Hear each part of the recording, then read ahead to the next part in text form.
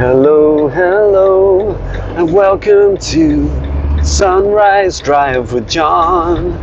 We're driving on a Tuesday to make it revive. I'm doing it my way. Good morning, hello, and welcome to my drive into work and my dream life and my dream job, living my dream.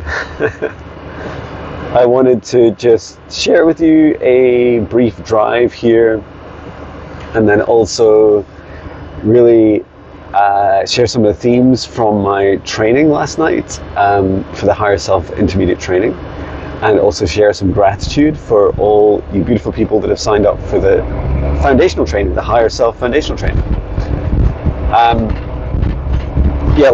Let's flip you around.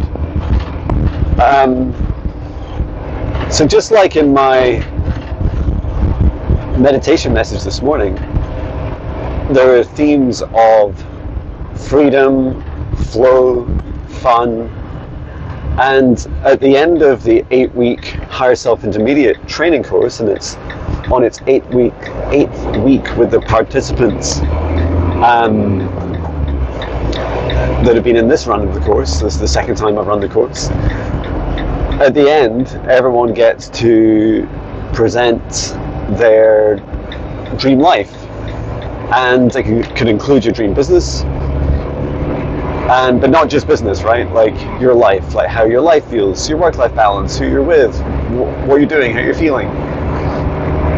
And it was just wonderful to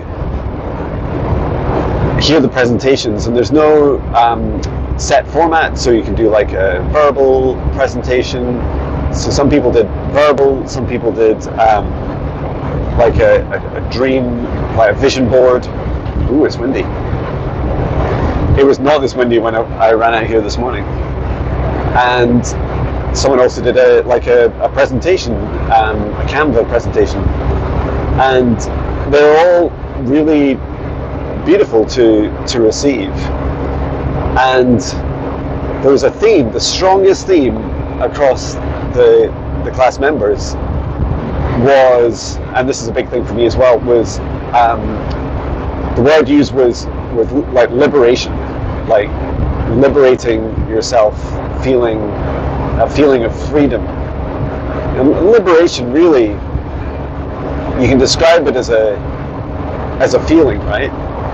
And I don't mean that in some sort of strange way that you might feel, imprisoned in your home, but liberated, or the opposite, that somehow you could feel liberated even though the rest of the planet, or there's like other mechanisms of control imposed upon you.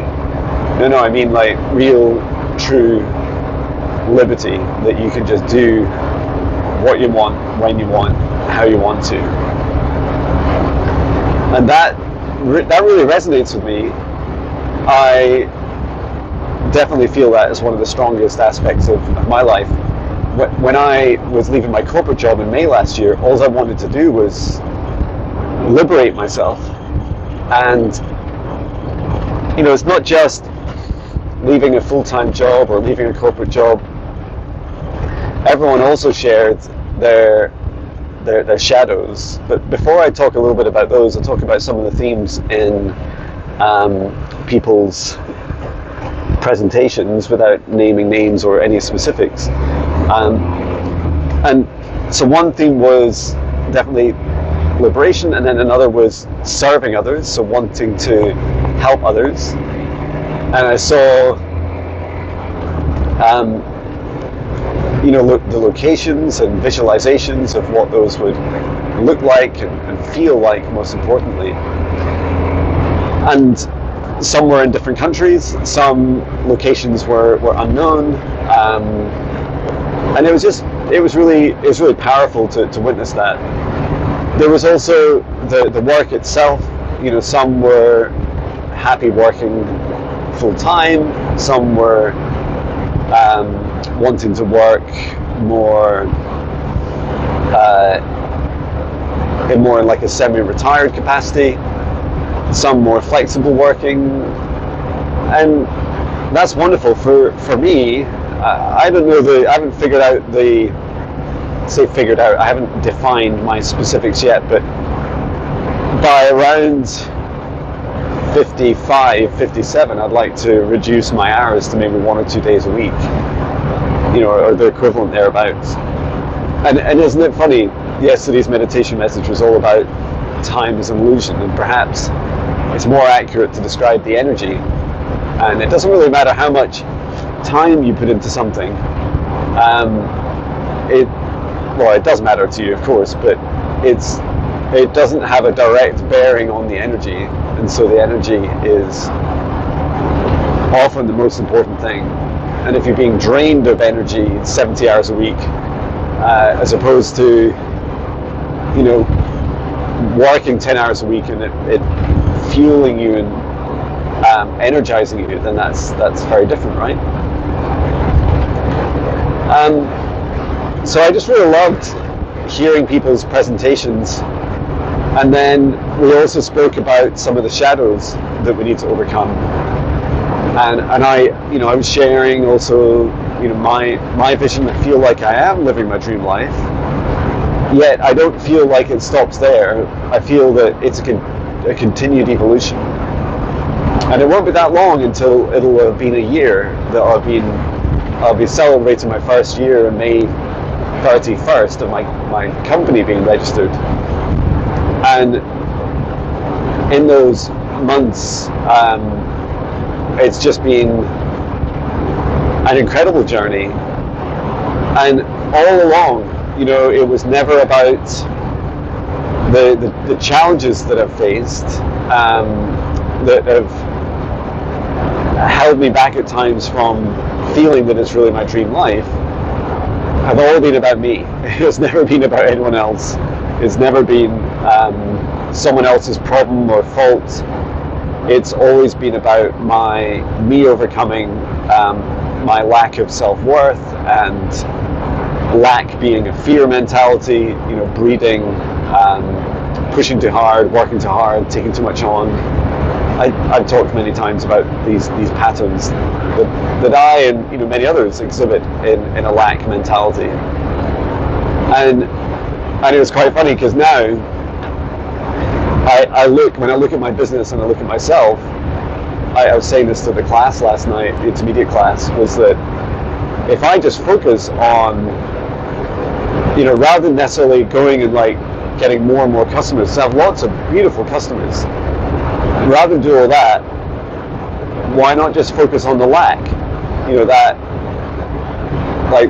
feeling into it, understanding it. And I've already booked a session with one of my students to dive deeper into my lack and to understand what my past life challenges are.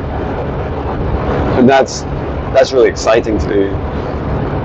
And it's quite funny, isn't it? Because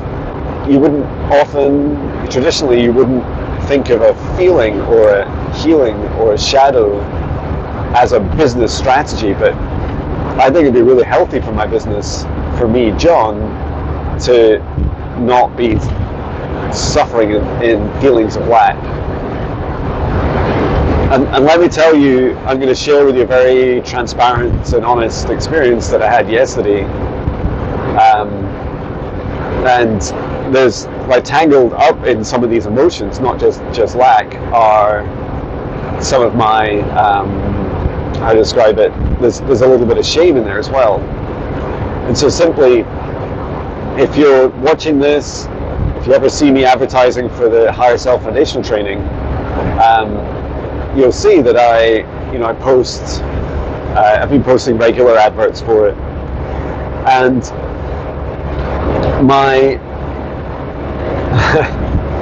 it's kind of ridiculous, right? I was advertising the course, and at no point did I really add it up, because, and this is something for me to look at, there's not an easy way to see who's joined it. The way it's set up, you have to maybe spend about half an hour to an hour checking through things like who's paid for it, who's registered, because whether they actually appear in my internal system on the course is dependent on a range of things, including their own permissions as a member of my website. So this, long story cut short, is that there's manual work required. Anyway, my guess was, as I was advertising quite a lot, that it would be something like 4 or 5 people, and I know I need about 4 people minimum to run the course. And it's funny, I would never cancel a course just because not enough people attended. I think I'd always try and figure out, I'd give people the option. I think below 4, I would say, okay, do you want to proceed? And if everyone said yes, I would go ahead. So maybe with 3. But if there was, more further dropouts, then I would offer like a reschedule of the course. And the fascinating experience I had was I had feelings of lack, and I don't know if that came across in my content.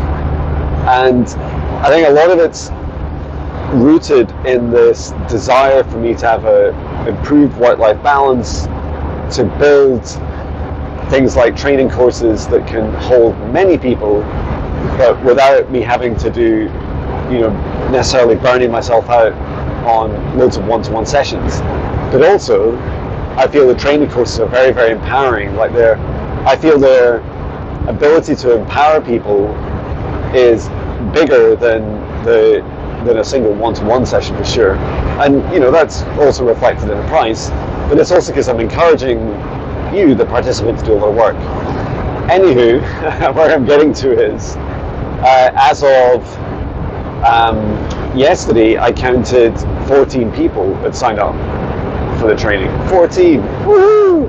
Thank you so much. I was surprised and delighted as I went through and counted. So I was working through all the payments to see who had paid, and I was creating little updates, and I was adding them into the participants into a little membership group just for the class, which is free for as long as the website's available. And then I had these feelings of I've been pushing the class quite hard, for advertising, and all that time without really taking the time out to properly count who's registered. And so that's something I'm going to pay a lot more attention to. And it's a lovely number of people. I feel that the course lends itself well to having many people. And there will be a few things I adjust, probably allowing a bit more time for questions and answers, perhaps after some of the sessions. And where there's larger numbers of people who can't attend, I might consider the odd catch-up session. But yeah, that really surprised me. And then I felt a bit shameful because I was like, oh, here's me feeling in lack, and all you beautiful people have paid your hard-earned money to sign up for the course. So that was a real lesson for me. And that's why when I talk about business, and it being good for business to overcome your feelings like lack, it's just really important, because it changes the way you behave, right? These fears, these shadows change the way we do our business, the way we live our lives. They influence us even when we think we're largely healed. So there was still some powerful lesson in there for me to experience. So yeah, I wanted to share that. And was there something else? Oh yeah, I think that was all the things I mentioned at the start. Today I am doing my first Indian head massage. So I attended training for that at the weekend. And although it was just one training session, I spent an hour yesterday condensing all the notes that they give you. And with those notes, I can now, it's like a one-pager, so I can just put that on the massage bed next to me. And certainly to begin with, I'll do the Indian head massage sitting up, because that's the way I learnt it. And then moving forwards, I'll probably integrate it more with Swedish massage. And that'll be a lot of fun. It's just really wonderful to be able to experience these different modalities. And the Indian head massage is like head, shoulders, neck, and a little bit on the face as well towards the end. And it's just, you wouldn't usually say to someone, could you just massage my face for a minute? And yet it feels amazing. We do store a lot of tension in our faces. And, we do around the eyes and the forehead, the cheeks. It's just really wonderful to help people with. So yeah, we're looking forward to that. And it's lovely trying these new things. I haven't created Indian head massage as a separate service yet, but I'll do that. And yes, I'm sure there will be a psychic Indian head massage too. I think that would be a lot of fun to offer. So yeah, as of this morning, I was definitely pretty tired waking up to, having just been through training at the weekend and not having a weekend off for rest. But the rest of the week isn't too bad. And there's definitely flexibility in my calendar. Whoa, I just saw a rubbish box fly, a recycling box fly across the road there between the traffic. And and I'm also meeting up after my Indian head massage. I'm meeting up with Tom, who I used to work with at Amazon. We're going to be catching up. He started his own business as a fitness coach for doctors and nurses and all kinds. So it's just been lovely to see how he's getting on.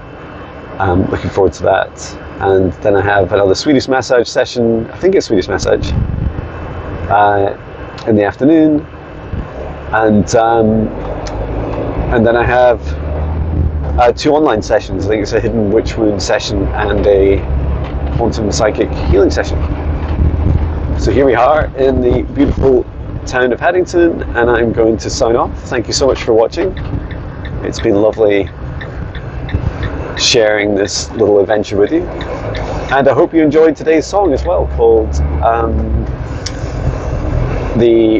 what's it called? Flow Rock, I think. All about a rock song, all about letting go and surrendering. Oh, and if you get the chance to watch the replay, yesterday we had the incredible, truly incredible and gifted, angelically aligned by Samantha, who was on as our guest on the live stream, and she was just fantastic, like a real inspiration. Such beautiful depth in her readings and healings, and a very broad range of capabilities that she has. So just really lovely to see and witness her, and also to have seen her growth. Like, she's grown so much in the time that I've known her. In just a few years, just really transformed, and that's inspirational to see, right? When you see people, often people will see you as the kind of current, almost like finished result, and say, wow, like, you can do all these things, but our journeys are the things that are often that others are less jealous of, right? Like, oh, you had to go through all these dark nights of the soul and tower moments, and rebuilding yourself, and these are really important aspects of our lives to acknowledge. The journey is just as important, if not more important, than the end result. Yes, I hope this finds you well, and I'm sending my love from Scotland. Take care, love you.